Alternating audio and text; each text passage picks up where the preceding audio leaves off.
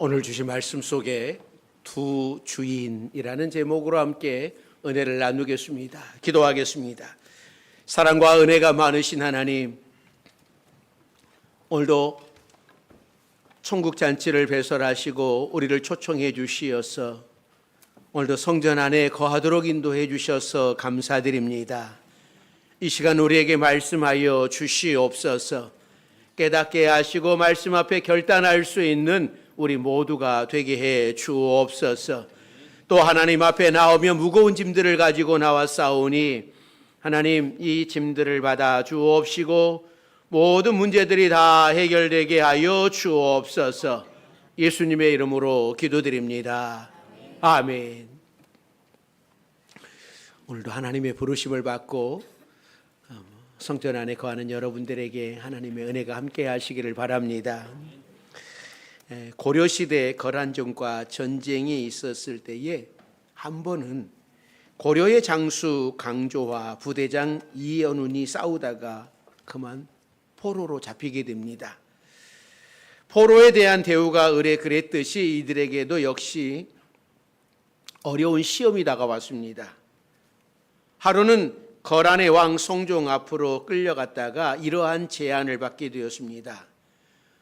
이제라도 거란을 위해 일하는 용사가 되겠다고 하면 내가 목숨을 살려주겠다. 이에 약사팔은 이현우는 새 하늘 아래에 거하게 된 지금 옛 하늘을 그리워할 이유가 무엇이겠습니까? 라고 말하면서 거란의 송종을 위해 충성을 바치겠다고 다짐을 합니다.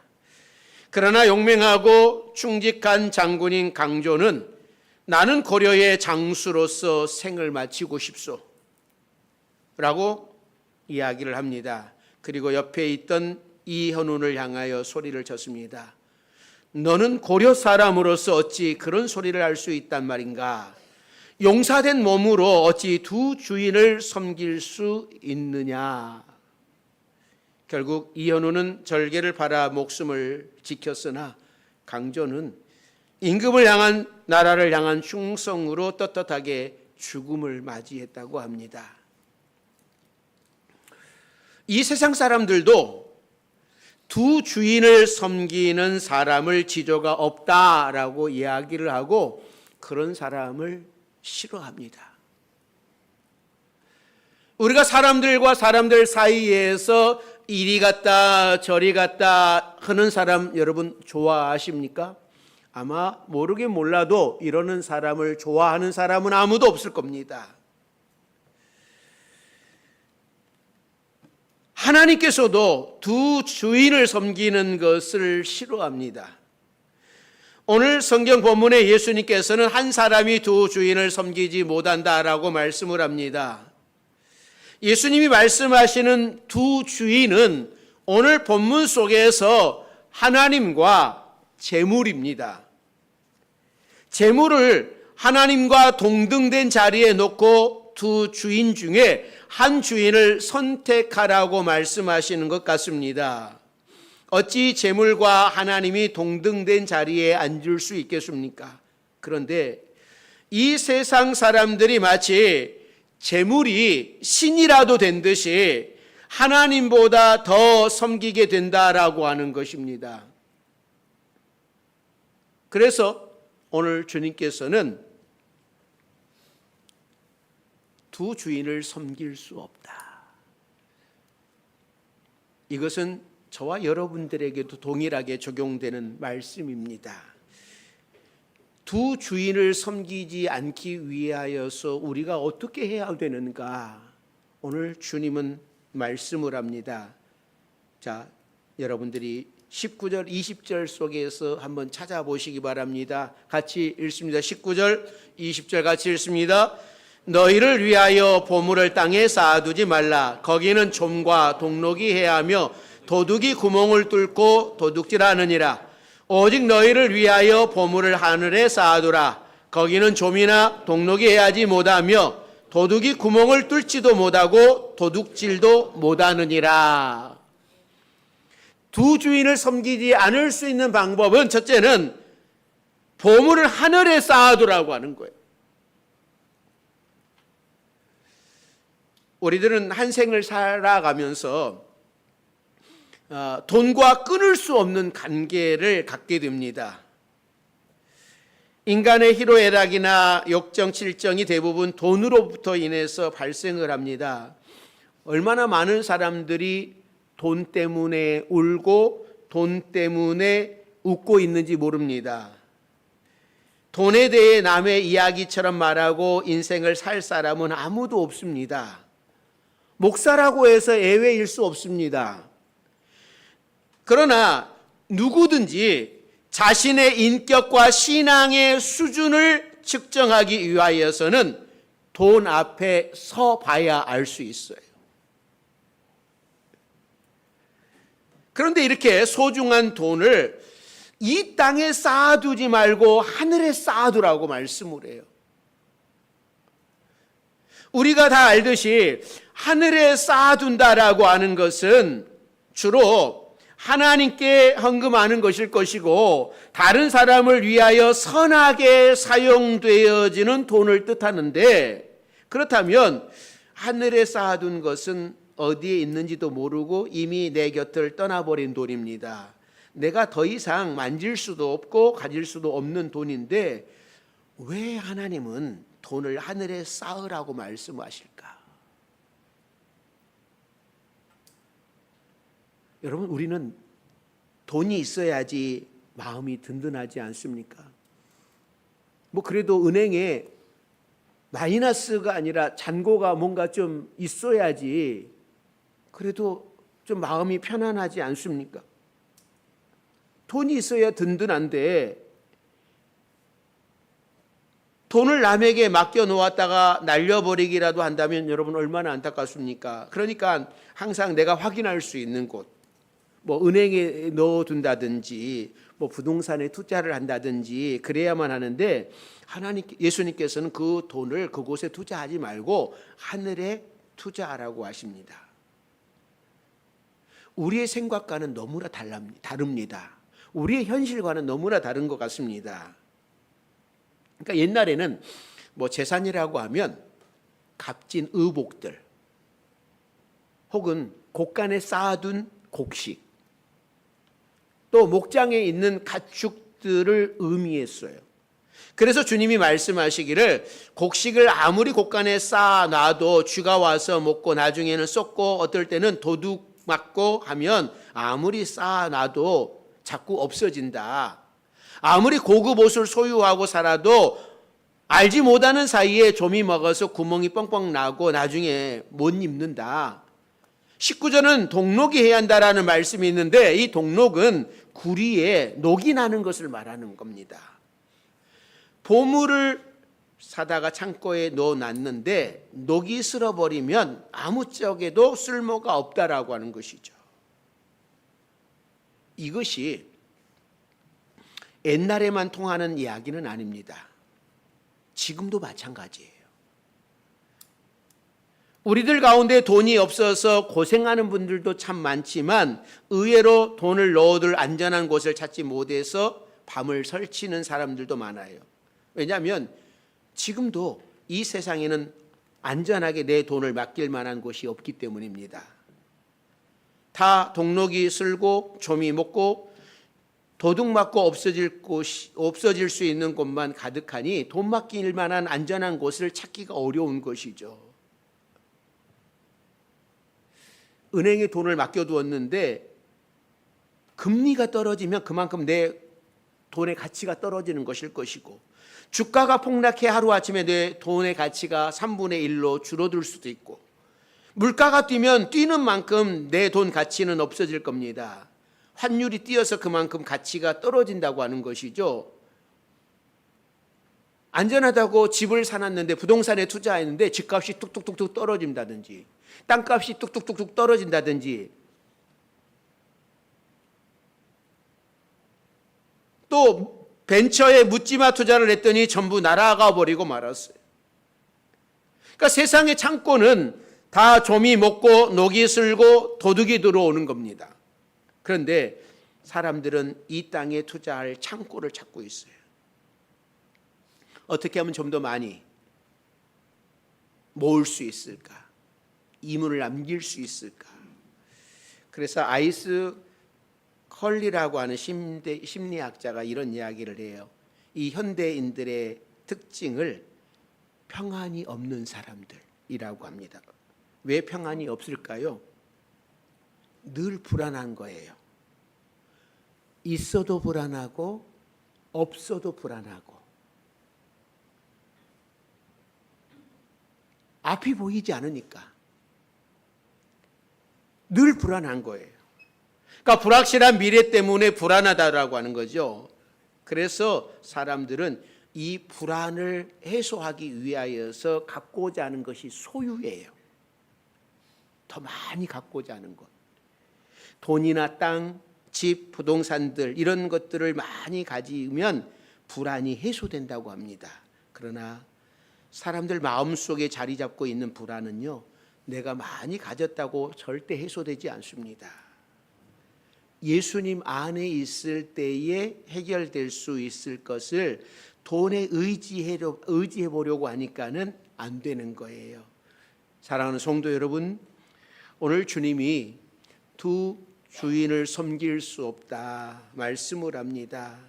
두 주인을 섬기지 않기 위해서는 보물을 하늘에 쌓아두라. 여러분의 마음이 있는 그 하늘에 쌓아두라라고 말씀을 합니다. 이것은 영원히 썩지 않는 곳이다. 어느 누구도 빼앗아 갈 수 없다. 좀니 동록에 일어나지 않는다라고 말씀을 해요. 여러분들이 오늘 주님의 말씀처럼 하늘에 투자하는 여러분들이 되시기를 주의 이름으로 축원합니다. 영적인 것의 소중함을 깨닫는 여러분들이 되시기를 바랍니다. 두 번째는요, 영적인 눈이 밝아야 된다고 말씀을 해요. 자, 22절, 23절 말씀 같이 읽습니다. 눈은 몸의 등불이니 그러므로 내 눈이 성하면 온 몸이 밝을 것이요 눈이 나쁘면 온 몸이 어두울 것이니 그러므로 내게 있는 빛이 어두우면 그 어둠이 얼마나 더하겠느냐. 그러니까 예수님은 보물을 하늘에 쌓아두라라고 말씀을 하시고는 갑자기 눈은 몸의 등불이라고 말씀을 합니다. 어떻게 보면 이 말씀이 연결되지 않는 말씀 같아요. 그런데 이 말씀은 깊은 의미가 있는 말씀입니다. 중국의 진나라 때에 고전인 여시 춘추에 이런 이야기가 나옵니다. 어느 날 시장 한복판에 금은방이 차려졌습니다. 하루는 어떤 사나이가 넋이 나간 듯이 진열대에 있는 이 황금 덩어리를 뚫어지게 쳐다보고 있었어요. 그러더니 갑자기 그 황금 덩어리를 들고서 도망가기 시작을 했습니다. 그러나 여러분, 뛰어봤자 벼룩이잖아요. 벌건 대낮에 또 시장에 얼마나 사람들이 많습니까? 그래서 이 사람이 얼마 가지 못하고 붙잡히고 말았어요. 그가 관가로 끌려갔습니다. 이 재판관은 그에게 물었어요. 너는 시장에 사람이 그렇게 많은데 도대체 무슨 생각으로 그거를 가지고 도망갔냐? 그때 이 사나이가 이렇게 대답을 합니다.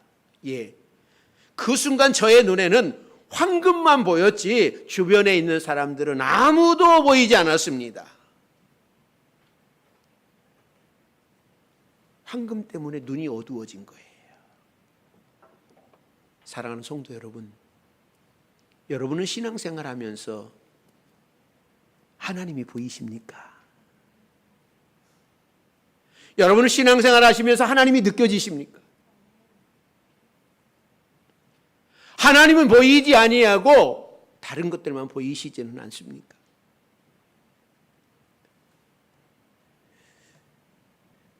우리말에도 이런 말이 있습니다. 돈의 눈이 어두웠다. 물질의 눈이 멀었다. 여러분, 우리가 예수님의 말씀을 깊이 새겨야 됩니다. 물질의 눈이 어두워지면 안 돼요.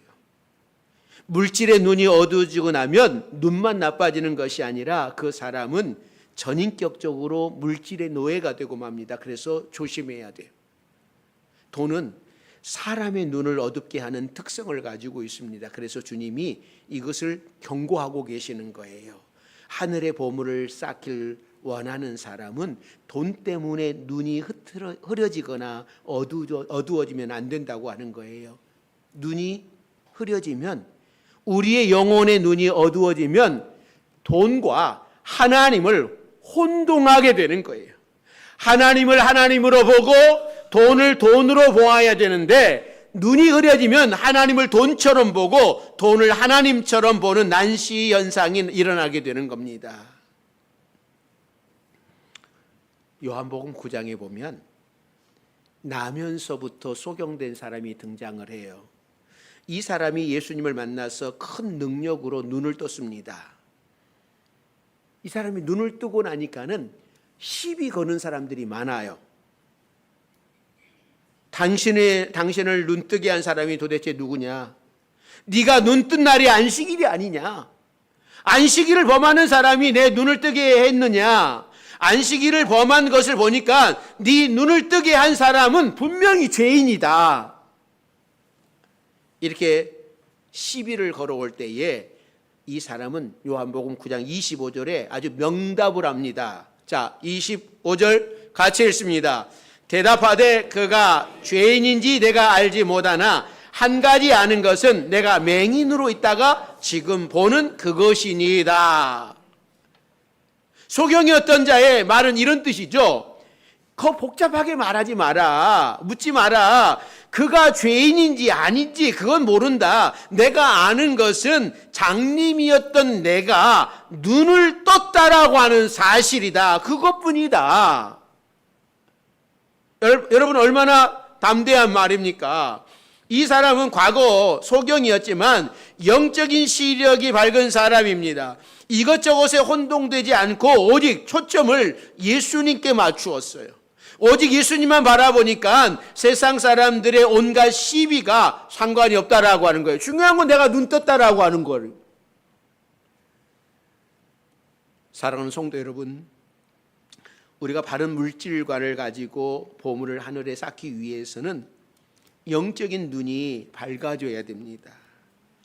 재물을 보는 눈이 어두워지면 안 돼요. 밝은 눈으로 초점을 오직 예수님께만 맞춰야 됩니다. 그래야만 두 주인을 섬기지 않고 보물을 하늘에 쌓아놓는 영광을 얻을 수 있습니다. 세상 사람들은 영적인 눈이 나쁘잖아요. 그저 땅만 바라보면서 삽니다. 그래서 땅에 보물을 쌓아두는 거예요. 이게 다인 것 같아요. 이것만 있으면 끝난 것 같아요. 이것만 있으면 행복할 것 같아요. 이것만 있으면 부족함이 없을 것 같아요. 그러나 예수님은 우리에게 신령한 눈을 주셨습니다. 영적인 눈을 떠서 하늘나라를 볼 수 있는 믿음이 있어야 되는 것이고, 그런 사람이 하늘의 보물을 쌓을 수 있는 겁니다. 우리는 신앙을 가진 눈을 가지고 있기 때문에 눈에 보이는 물질보다는 보이지 않는 그 사람의 사랑, 정성, 진실을 더 소중하게 생각해야 할 겁니다. 물질 때문에 우리의 영적인 눈이 가리워지지 않기를 바랍니다. 바른 것을 볼 수 있는 여러분들이 되시기를 바랍니다. 세 번째는요, 두 주인을 섬기지 말라라고 말씀을 하는 거예요. 자, 24절 말씀 같이 읽습니다. 한 사람이 두 주인을 섬기지 못할 것이니 혹 이를 미워하고 저를 사랑하거나 혹 이를 중히 여기고 저를 경히 여김이라. 너희가 하나님과 재물을 겸하여 섬기지 못하느니라. 왜 주님이 재물과 하나님을 겸하여 섬기지 못한다고 말씀을 하실까요? 우리 같으면 하나님께서 재물을 많이 주시면 하나님을 더 잘 섬기고 유용하게 쓰고, 여러분 그러지 않을까요? 그럴 수 있을 것 같은 그런 생각이 드시지 않습니까? 하나님이 나에게 안 주셔가지고 내가 지금 이렇게 어렵게 살아가는 것이지, 하나님 나에게 주시면 내가 재물이 하나님이 아니라 오직 하나님의 영광을 위하여 살아갈 텐데 왜 하나님 나에게 이렇게 어렵게 합니까? 라고 여러분 따지지는 않습니까?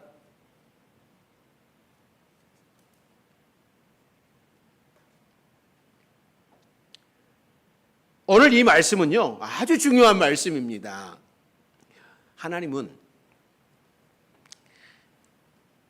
구약시대에 있는 사람들도 이런 생각을, 우리 아까 이야기했던 하나님이 재물을 많이 주면 내가 하나님을 더 잘 섬기고 하나님을 잘 믿을 수 있고 그럴 수 있다고 구약의 사람들도 그렇게 생각을 했습니다. 그런데 구약의 이 사람들은 하나님이 모든 것을 주셨다니 하나님을 더 잘 섬긴 것이 아니라 그것이 우상이 되어버렸습니다. 우상이 되어서 그 우상을 더 잘 섬겼습니다. 그래서 구약에 하나님이 우상 섬기는 것 얼마나 싫어합니까?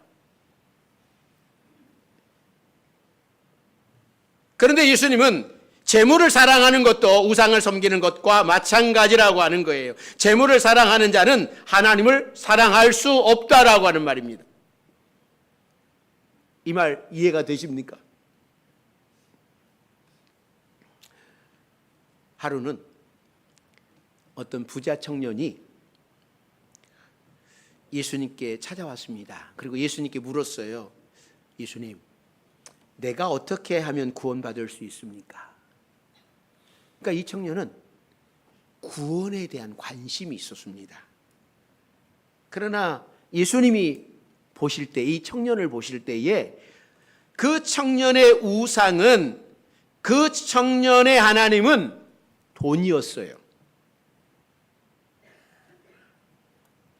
자기 집에 있는 많은 재산이었습니다. 그 재산 문제를 해결하지 않으면 구원받을 수 없는 사람이었어요. 왜냐하면 돈과 하나님을 동시에 섬길 수 없겠으니까는 주님은 양자택일을 요청합니다. 네가 구원 얻고자 한다면 재산을 다 팔아 가난한 사람들에게 주고 포기해라. 그리고 나를 따르라. 나의 제자가 되라. 라고 주님이 이야기를 합니다. 그러면 네가 구원을 받을 것이다. 그러나 이 청년은 구원과 돈을 놓고 갈등을 해요. 어느 것을 선택을 할 것인가? 분명히 구원에 대한 관심도 있어서 주님께 왔는데 예수님께서 이 구원, 이 돈, 너 둘 중에 하나만 선택하라 라고 말씀을 하니까 이 청년이 고민하다가 어떻게 합니까? 돈을 포기할 수 없었어요. 돈을 선택을 합니다. 구원이 중요한 것이 아니었어요. 돈 앞에. 현재는 돈이 더 중요한 것이 구원이 아니에요. 아마 우리도 신앙생활 하면서 내가 경제적으로 어렵고 힘이 들고 그럴 때에는 지금 하나님의 구원의 문제가 중요하지 않아요. 하나님 나라가 중요하지 않아요. 돈 문제, 이거 해결하는 게 중요하다라고 생각을 해요. 이 청년이 그래서 구원과 돈 앞에 얼른 돈을 선택합니다. 돈이 그에게 우상이기 때문입니다. 그는 재산을 포기할 수 없어서 슬픈 얼굴로 다시 집으로 돌아가고 말았습니다. 이런 모습을 보고 주님께서 제자들에게 뭐라고 말씀을 합니까? 중요한 말씀을 하셨어요. 얘들아, 부자가 구원받기가 얼마나 어려운 줄 아느냐? 약대가 바늘기로 들어가는 것보다 더 어렵다라는 말씀을 합니다. 예수님이 두 주인을 섬길 수 없다라고 하시는 이유가 여기 있는 겁니다. 그래도 교회에 열심히 다니는 사람들에게 재물과 예수님 중에 누구를 선택하겠느냐고 하면 당연히 예수님을 택한다고 그러겠지요. 말로는 그렇게 예수님을 택했는데 실제 삶은 그러지 못한 분들이 너무나 많은 것이 참으로 안타까운 현실이죠. 만일 이 땅에서 돈만 사랑하다가 천국에 가면 그 사람이 천국에서 잘 살 수 있을까요? 이 땅에서 하나님 대신 돈을 섬기면서 살았는데 그 사람에게 천국은 천국이 아닙니다.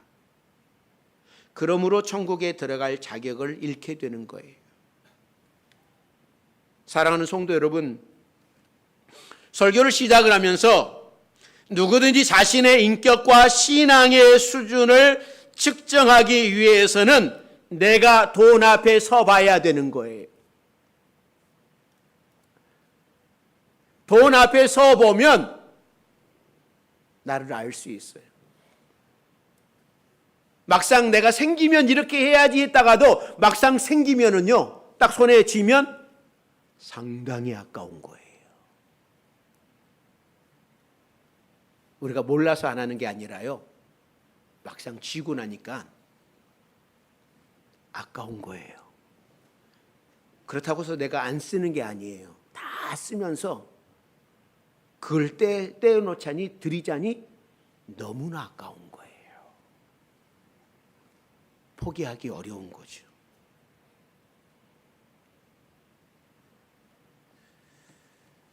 여러분 자신에게 한번 물어보십시오. 헌금 앞에, 돈 앞에 여러분을 세우고 내가 하나님과 돈 무엇을 더 중요하게 여기는지, 하나님을 위해서 돈을 포기할 수 있는지, 하나님을 위해 돈을 포기할 수 있고 하나님을 선택할 수 있다면 그 사람은 하나님의 진정한 자녀일 것이고 하늘의 보물을 쌓아두는 사람입니다. 저는 우리 파주 명성교회 우리 성도들 모두가 보물을 안전한 하늘에 쌓아두는 성도들이 되시기를 바랍니다. 하늘의 보물을 쌓는 방법은 여러 가지가 있는 거예요. 헌금으로, 가난한 사람을 도와주는 것으로, 주위에 선을 베푸는 것으로, 더 많은 사람들에게 풍성히 나누어 주는 것으로 쌓을 수 있습니다. 우리 성도들이 이 땅의 삶에 연연하지 않고 눈을 들어 멀리 하늘나라 천국을 바라볼 수 있기를 바랍니다. 그래서 돈 때문에 눈이 어두워지지 않도록 항상 하나님의 말씀으로 내 눈에 안경을 닫고 기도의 눈물로 씻어내시기를 바랍니다. 그래서 돈을 하나님으로 착각하지 마시고 온전히 하나님께 모든 것을 드릴 수 있는, 그래서 영적인 것이 우선순위가 되는 두 주인을 섬기는 것이 아니라 모든 것이 하나님의 것인 것을 기억하고 오직 하나님만 섬길 수 있는 우리 모두가 되기를 주의 이름으로 축원합니다. 기도하겠습니다. 사랑과 은혜가 많으신 하나님, 부자 청년처럼 우리도 날마다 갈등 속에 있습니다. 두 사이에 머뭇머뭇거릴 때도 있습니다. 하나님, 그러나 오늘 말씀처럼 두 주인을 섬길 수 없다라고 말씀하시기에 우리가 하나님을 선택하게 하여 주옵소서. 주님을 선택하게 하여 주옵소서. 모든 것이 다 주님의 것인데 오직 주님만 한 주인으로 섬길 수 있는 결단이 우리에게 일어나게 하여 주옵소서. 예수님의 이름으로 기도드립니다. 아멘.